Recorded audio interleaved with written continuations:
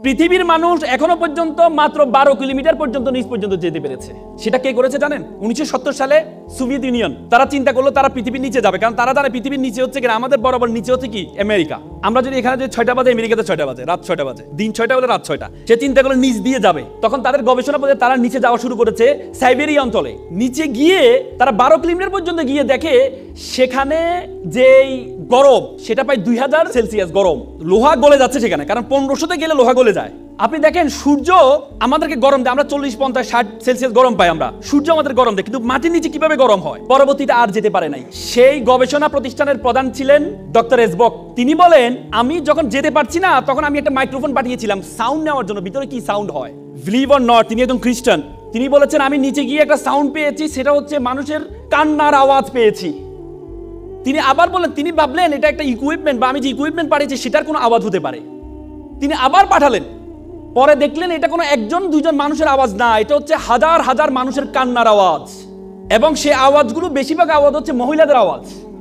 তখন তিনি স্টপ করে দিলেন। তিনি বললেন, I am a communist, I don't believe heaven and Bible, but I believe in hell. আমি জাহান্নামকে বিশ্বাস করি। আল্লাহ রাসূল বলেছেন বেশিরভাগ মহিলা জাহান্নামী হবে, বলেছি কিনা? এবং আমরা জান্নাতের ইল্লিন আর সিজ্জিন, ইল্লিন হচ্ছে যেখানে আমরা মৃত্যুবরণ করার পরে আমাদের বডিটাকে, আমাদের রুহটাকে ইল্লিনে নেওয়া হয়। ইল্লিন বলতে হচ্ছে আল্লাহ তাআলার যে আরশের নিচে রাখা হয় সিদরাতুল মুনতাহার পরে। আর সিজ্জিন বলা হয়, সিজ্জিন হচ্ছে জাহান্নামের টুকরা, যেটা হচ্ছে জাহান্নামের সর্বশেষ জায়গাটা সিজ্জিন। আব্দুল্লাহ ইবনে আব্বাস আল্লাহ রাসূলের চাচাতো ভাই ছিলেন। আল্লাহ রাসূলের চাচাতো ভাই আব্দুল্লাহ ইবনে আব্বাস বলেছেন, সিজ্জিন হচ্ছে পৃথিবীর সর্বশেষে অবস্থিত, মানে পৃথিবীর নিচে অবস্থিত সিজ্জিন। তার মানে জাহান্নাম হচ্ছে পৃথিবীর নিচে অবস্থিত। আপনি চিন্তা করতে পারেন যে হাদিস সূরা নূহতে বলা আছে, ফেরাউনকে আমি পানিতে ডুবিয়েছি, ডুবানোর পরে তাকে আমি জাহান্নামে নিক্ষেপ করেছি। তার মানে নিচে গিয়েছে, নিচে থেকে জাহান্নামে কিভাবে যায়? তার মানে আমাদের পৃথিবীর নিচে যে আগুন আছে, সে আগুনের সেলসিয়াস বিজ্ঞানীরা বলেছেন 6000 সেলসিয়াস গরম।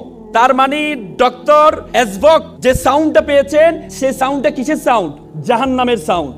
বিশ্বাস করেন, আমি যখন এই থিসিসটা পড়লাম, বিশ্বাস করেন আমি আমার চোখের পানি ধরে রাখতে পারি নাই, যে আমরা পৃথিবীর এত জায়গায় গিয়েছি, আমরা উপরে আকাশ আসমান এত জায়গায় গিয়েছি, কিন্তু আমরা পৃথিবীর নিচ পর্যন্ত এখনো যেতে পারি নাই। মাত্র 1%, পৃথিবীর ব্যাসার্ধের মাত্র 1% থেকে কম আমরা নিচে যেতে পেরেছি, তার নিচে যেতে পারি নাই। তার মানে আল্লাহ তাআলা যে আমাদের জন্য জাহান্নাম রেডি করেছেন, আমাদের জন্য জাহান্নাম প্রস্তুত করেছেন, সেটার প্রিপারেশন আমাদেরকে নিতে হবে, সেটার প্রিপারেশন আপনাদেরকে নিতে হবে।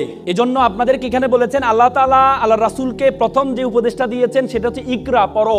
আপনি যদি জানেন, আপনি যদি পড়েন, আপনি যত বেশি জ্ঞান অর্জন করতে যাবেন, যত বেশি পড়তে যাবেন, আল্লাহর সৃষ্টি সবকিছু সম্বন্ধে আপনার সবচেয়ে বেশি ধারণা তৈরি হবে।